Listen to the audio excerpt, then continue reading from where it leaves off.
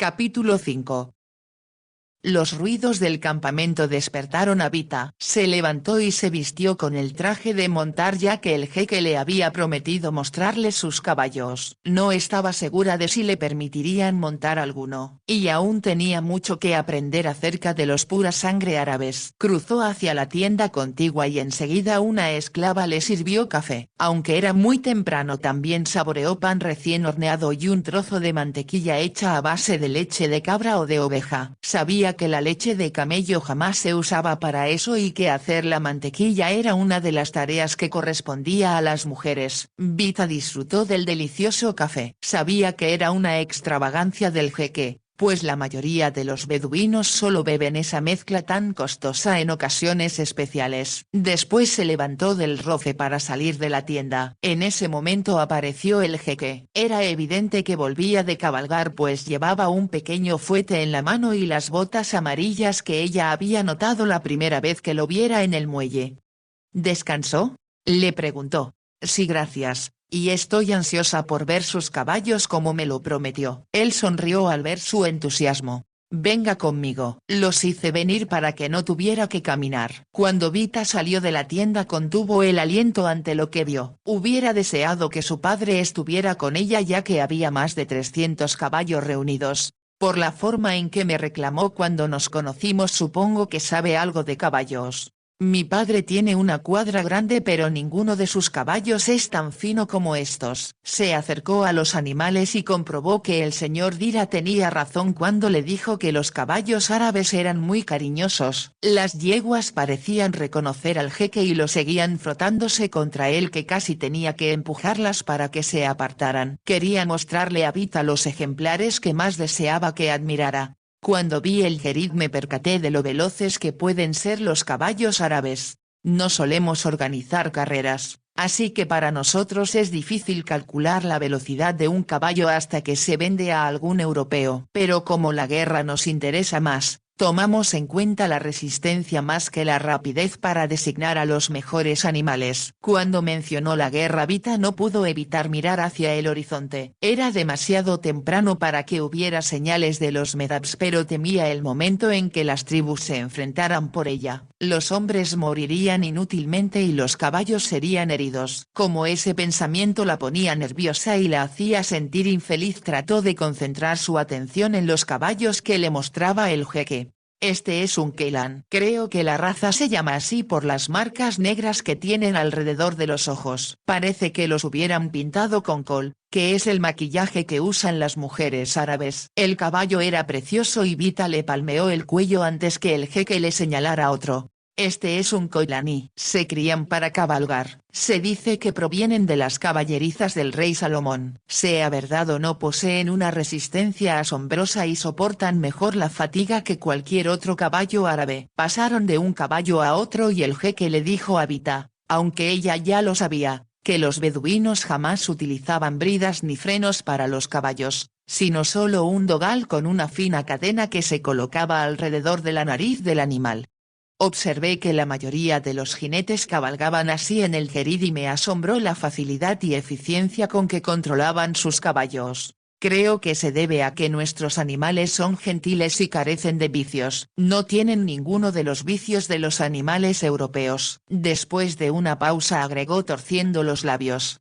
Lo cual también puede aplicarse a las personas. Se alejó antes que Vita pudiera responder y ella se preguntó quién lo habría lastimado tanto como para causarle tal amargura. Entonces recordó el nombre de Elaine y volvió a preguntarse quién sería y qué nacionalidad tendría. El jeque había hablado en inglés cuando la mencionó, así que era fácil suponer que Elaine era de la misma nacionalidad que ella. Esa podría ser la razón, pensó, de la hostilidad de sus ojos cuando la miró por primera vez. Pero otra vez se dijo que se dejaba llevar por su imaginación y que bordaba todo un cuento de hadas alrededor de un hecho que seguramente tenía una explicación muy sencilla.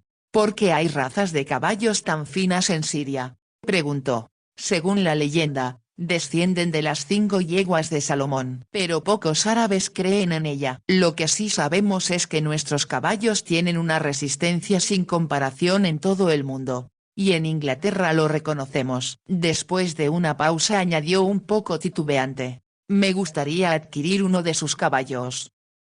No están en venta, contestó cortante el jeque y se alejó unos pasos como para indicar que el tema se había agotado y no había nada más que decir al respecto. Pero Vita estaba segura de que no había dicho la verdad. Le había contado que todas las tribus vendían sus caballos para obtener dinero y seguramente, la presencia del semental Seifi en el barco, significaba que él mantenía tratos comerciales con la caballeriza real de Italia. Lo que en realidad había querido decir, pensó, era que no estaban en venta para ella y se preguntó por qué sentía tanta agresividad en su contra. Cuando hablaba de los caballos se había mostrado amistoso, no como si fuera su prisionera sino una huésped de honor. Pero ahora lo había hecho enfadar sin saber por qué. Le pareció el hombre más imprevisible que había conocido. Casi como si lamentara su disgusto, el jeque le hizo un gesto a uno de los hombres para que le acercara una hermosa yegua blanca. Era el caballo más perfecto que Vita había visto, de color blanco puro, círculos negros alrededor de los ojos y una nariz muy extraña con manchas negras. «Es preciosa», exclamó Vita. «Es un Andani, una raza muy rara tanto en nuestra tribu como en las de los ANC». Observó la admiración en el rostro de Vita y le preguntó.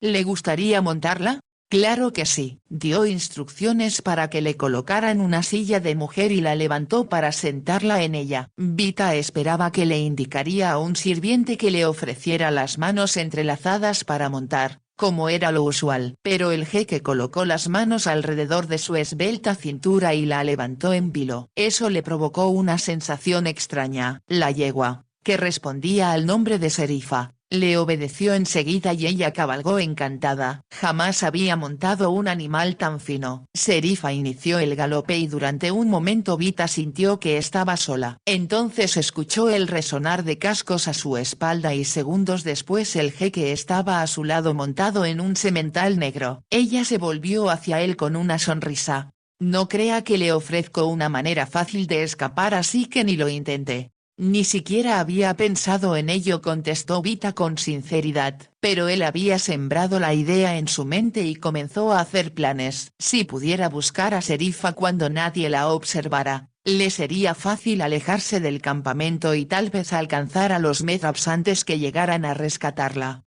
«¿No teme que nos encontremos con sus enemigos que vienen a rescatarme?», preguntó con voz ligera como si hablara en broma. «Aún tardarán», contestó él. Casi instintivamente el jeque volvió la vista hacia el este y Vita supo, sin necesidad de que nadie se lo dijera, desde qué dirección vendrían los Merab. Galoparon de regreso al campamento y cuando detuvo a la yegua, exclamó. «Gracias». Jamás había disfrutado tanto de una cabalgata. «Serifa es perfecta. Me alegro de que piense así. Quisiera darle de comer». El jeque dio una orden y uno de los hombres se apresuró a traer un recipiente lleno de una extraña mezcla que a Serifa al parecer la deleitó mucho. La terminó en un santiamén y lo siguió hasta la tienda que era lo que Vita deseaba. La palmeó y le habló. La yegua le dio muestras de su afecto frotando la nariz contra ella y la hubiera seguido incluso al interior de la tienda si el jeque no le hubiese gritado para que se alejara. La mañana había pasado tan rápido y Vita la había disfrutado tanto, que se sorprendió de que ya fuera mediodía y el almuerzo estuviera listo. Esta vez comieron kemmaye, que según le dijo el jeque era una de las comidas favoritas de los árabes, una especie de trufa que crecía en el desierto. Es muy semejante a las trufas verdaderas, que en Francia son tan costosas. Aquí tenemos 3 especies diferentes, la roja, la negra y la blanca. Se hervía en leche hasta que se formaba una pasta sobre la que se vertía mantequilla derretida. Vita la probó cautelosa pero descubrió que su sabor era muy agradable. Al terminar de comer el jeque le sugirió. «Será mejor que descanse. Hace mucho calor a esta hora. Eso descubrí ayer y no sabe cuánto me alegré cuando llegamos a un oasis. Entonces vaya y recuéstese. Si para la hora de la cena no estamos en guerra, le ofreceré un poco de música árabe». «Me encantará», contestó Vita con una sonrisa y se dirigió hacia la parte de la tienda que le habían asignado. Ya había completado su plan, y cuando levantó un poco la orilla de su tienda vio que, como esperaba, Serifa se encontraba afuera, como si deseara que le prestaran más atención. La mujer beduina que la había atendido la noche anterior entró para ayudarla a despojarse del traje de montar. Vita, a través de señas y de las pocas palabras que había aprendido, le hizo entender que le gustaría probarse un vestido beduino y el albornoz típico.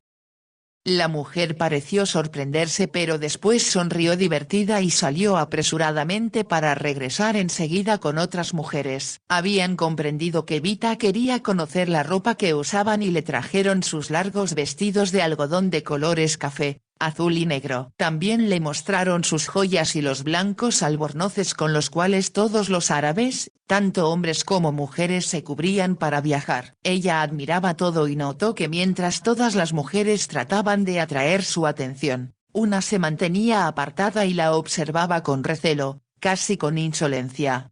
Era muy hermosa, con facciones cercanas a la perfección. Su cabeza era pequeña y graciosa y el cuello alto y grácil. Su piel era más clara que la del resto de las mujeres y Vita pensó que debía pertenecer a la tribu de Eladedjain, cuyas mujeres eran admiradas por la claridad de su cutis.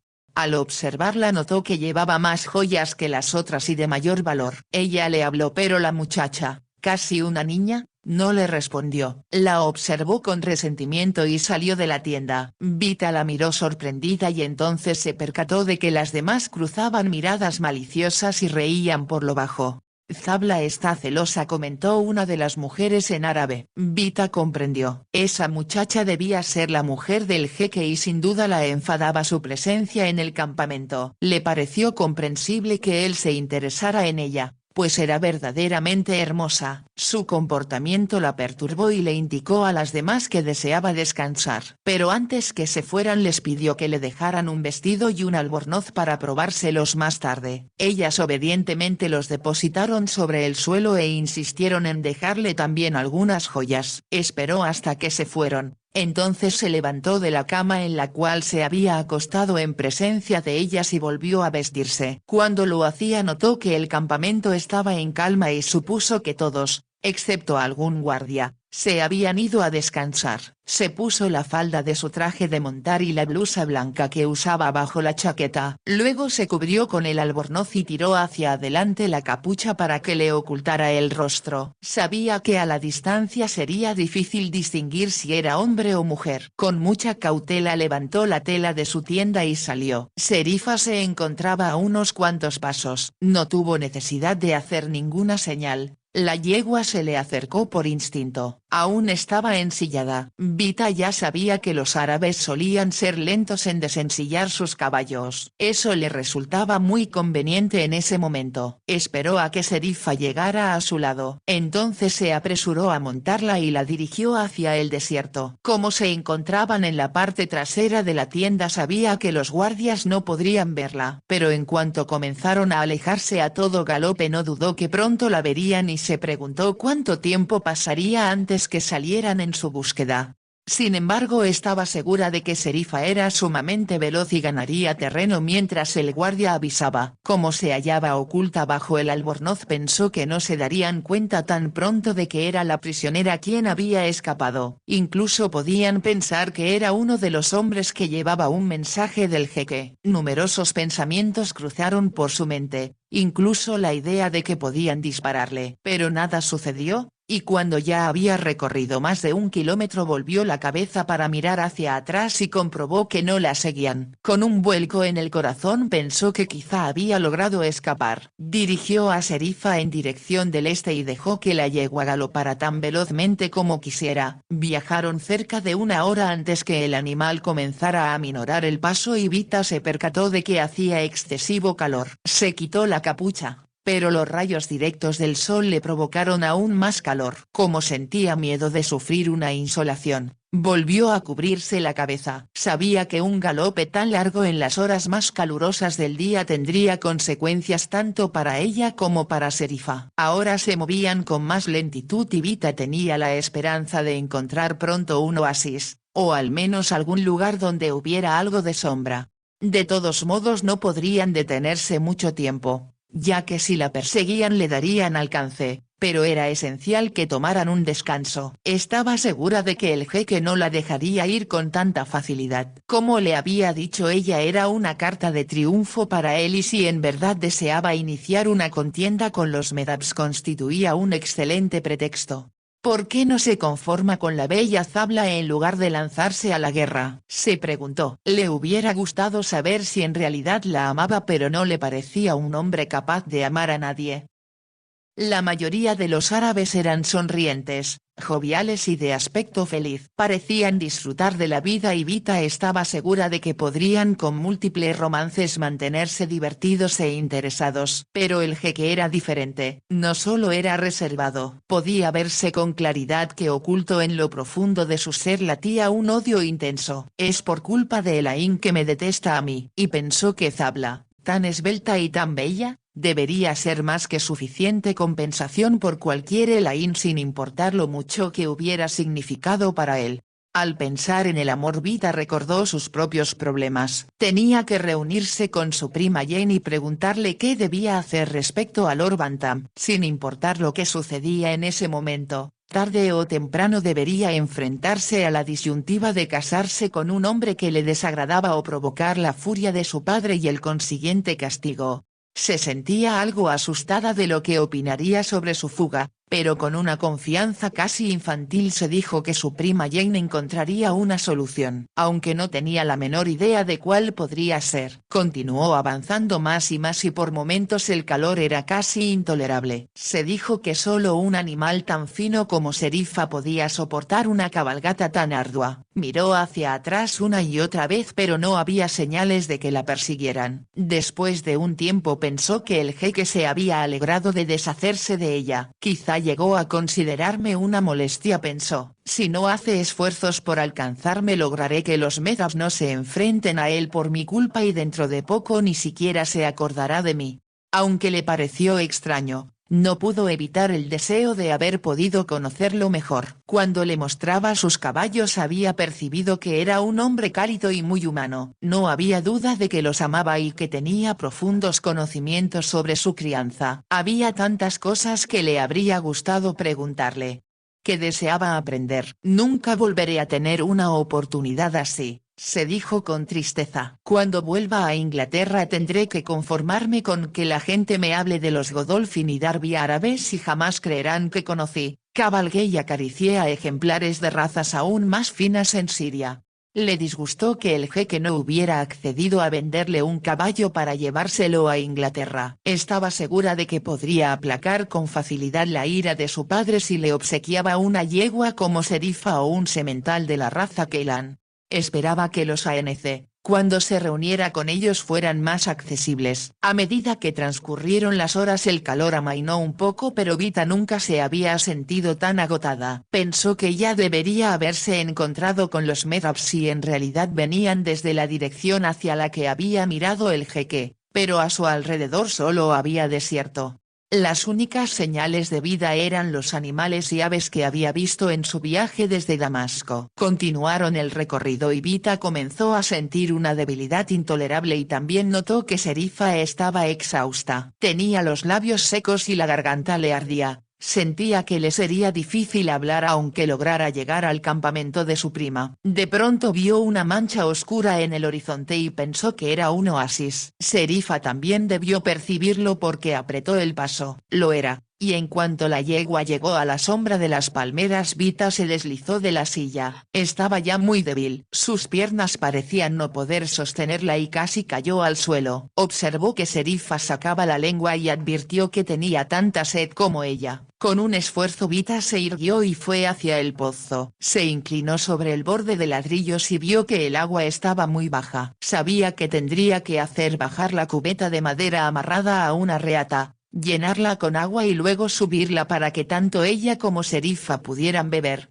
No sería una tarea sencilla para ella sacar el agua como lo hubiera sido para un hombre. Si la llenaba demasiado pesaría mucho y no podría elevarla. Miró la reata y temió que le lastimaría las manos. Pero tenían una necesidad desesperada de agua. La yegua se había acercado a ella y restregaba la nariz contra su brazo, como si la urgiera a hacer lo que debía. Vita se quitó el albornoz y lo dejó caer al suelo. ¿Por qué no encontramos un oasis con un estanque en lugar de un pozo? Le preguntó a Serifa, y su voz sonó ronca y gruesa, tan extraña que casi no pudo reconocerla. Tomó la cubeta y comenzó a dejarla caer poco a poco. La reata tenía nudos a cada cierto tramo para evitar que se deslizara sin poder controlarla y le lastimaran las manos. Continuó bajándola y pensó que nunca llegaría al fondo. Por fin sintió que tocaba el borde del agua y después se hundía con lentitud. A toda prisa comenzó a subirla. Pero era demasiado tarde. La cubeta se había llenado y aunque tiró de ella con todas sus fuerzas pesaba demasiado como para que pudiera subirla. Insistió, después desesperada, agitó la cuerda para tratar de mover la cubeta pensando que así caería un poco de agua, pero estaba tan lejos que le resultó imposible.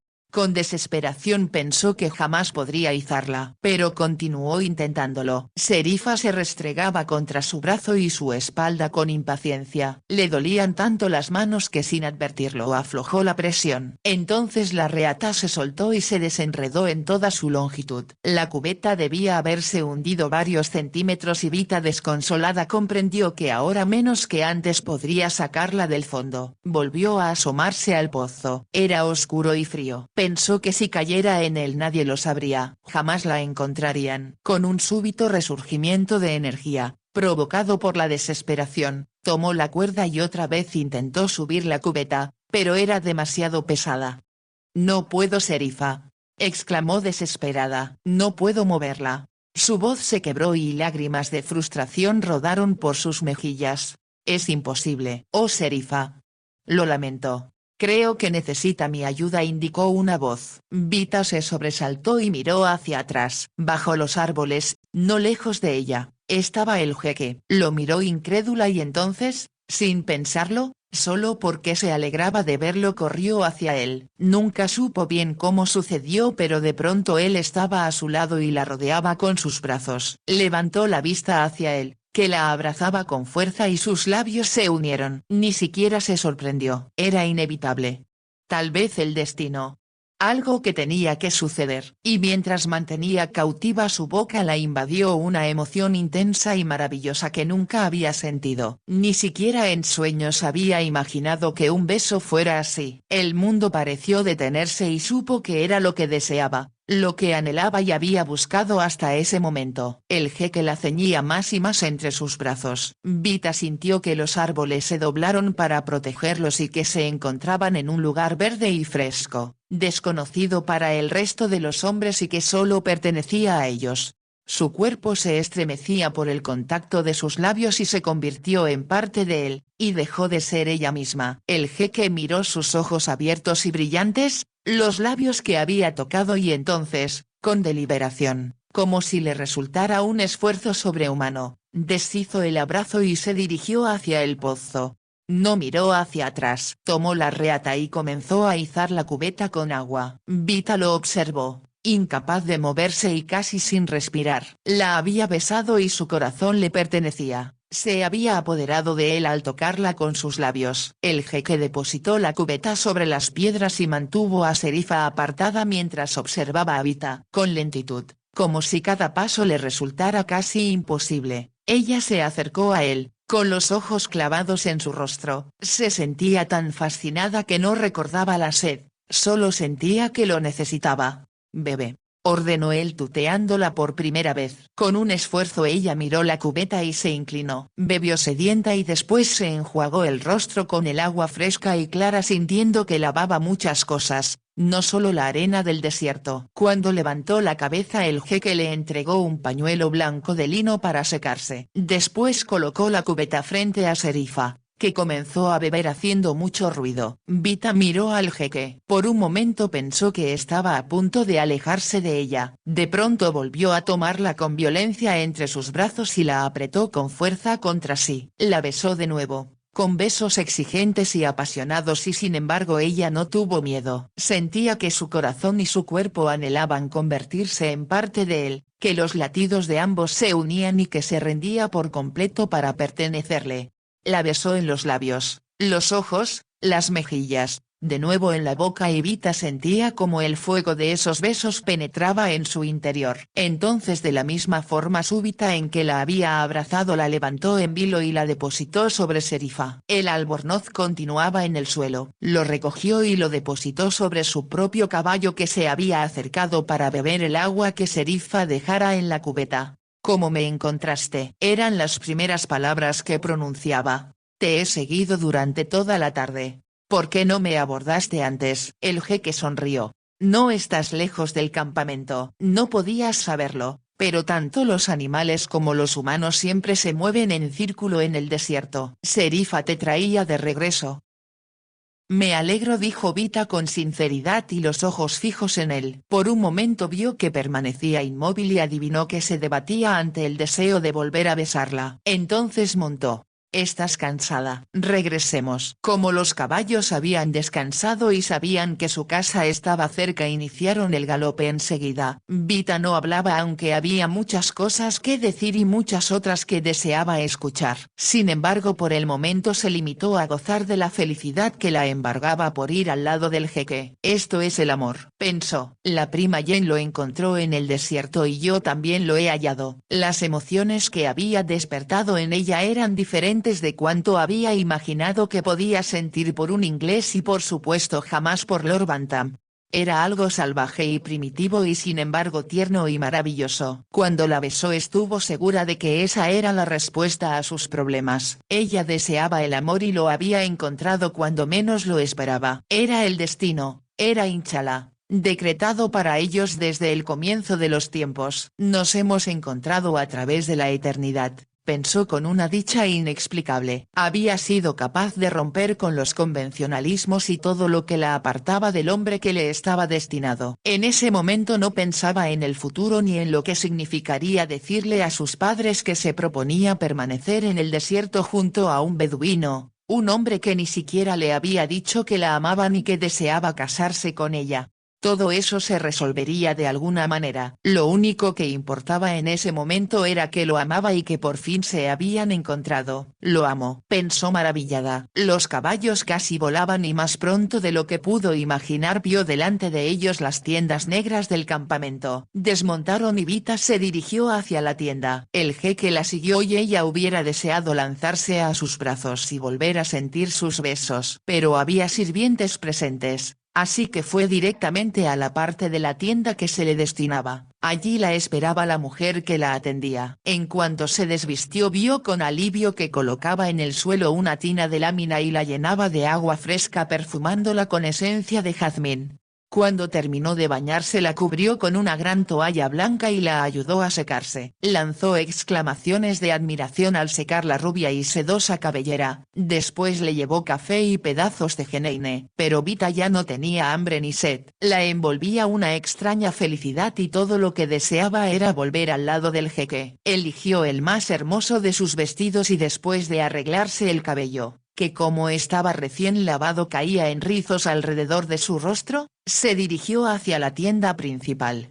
Su respiración era agitada debido a la emoción que sentía al pensar que lo vería de nuevo. Al verlo sus ojos se iluminaron. Estaba a punto de correr hacia él cuando, con una punzada de desilusión, notó que no estaba solo. Un joven estaba sentado a su lado en el rofe. Vestía un habas bordado en oro y sus ojos negros revelaban una inconfundible expresión de admiración. «Señorita Ashford, deseo presentarle a Edgaz el Hussein». «Edgaz, la señorita Vita Ashford, de quien te he hablado». Vita hizo una leve reverencia y Edgaz el Hussein se puso de pie y se inclinó hacia ella. Edgaz acaba de llegar de París, donde estudiaba en la Sorbona. Lamenta mucho hablar poco inglés, pero su francés es excelente. Después de una pausa agregó con sequedad.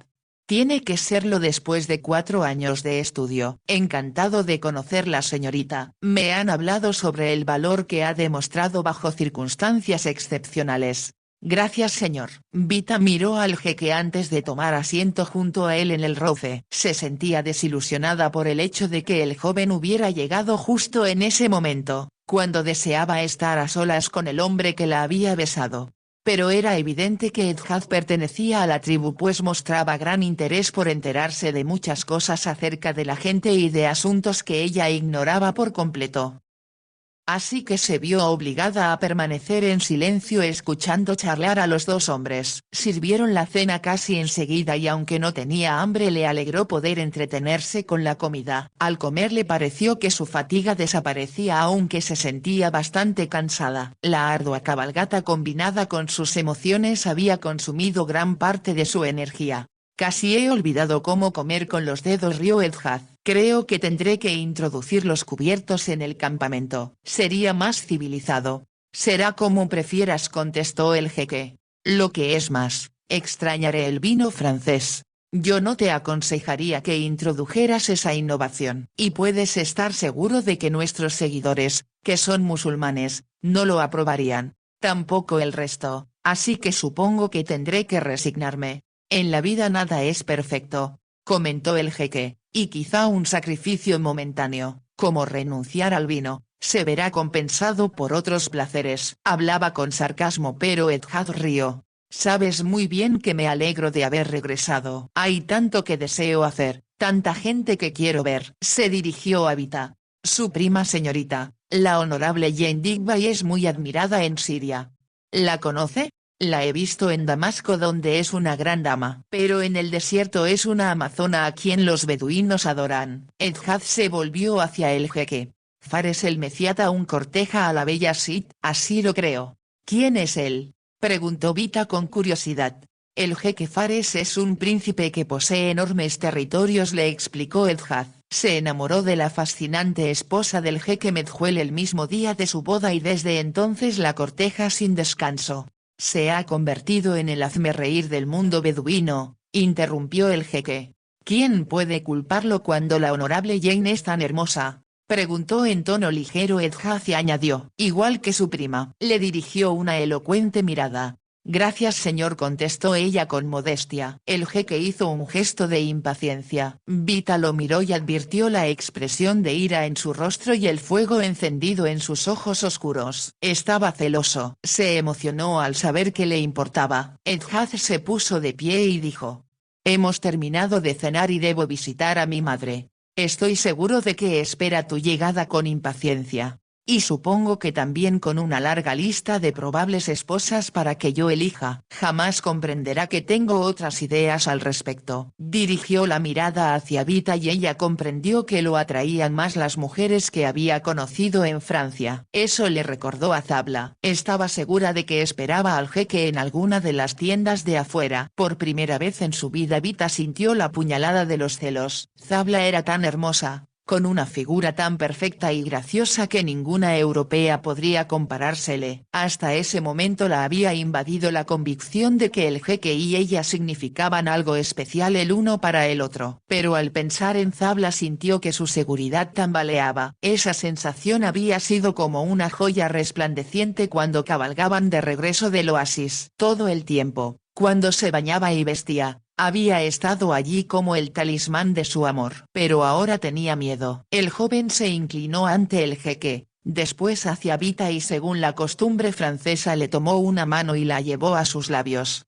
Buenas noches señorita, la veré mañana. Buenas noches señor. Edhad le dirigió una elocuente mirada de admiración y salió de la tienda dejándolos solos. Durante un momento se produjo un silencio pesado y extraño. Entonces Vita se movió y apoyó su mejilla en el hombro del jeque. Te amo, le dijo con suavidad. Por un instante el jeque permaneció inmóvil. De pronto se puso de pie. Partes al amanecer, exclamó con brusquedad. Te enviaré con el jeque Medjuel el Merab.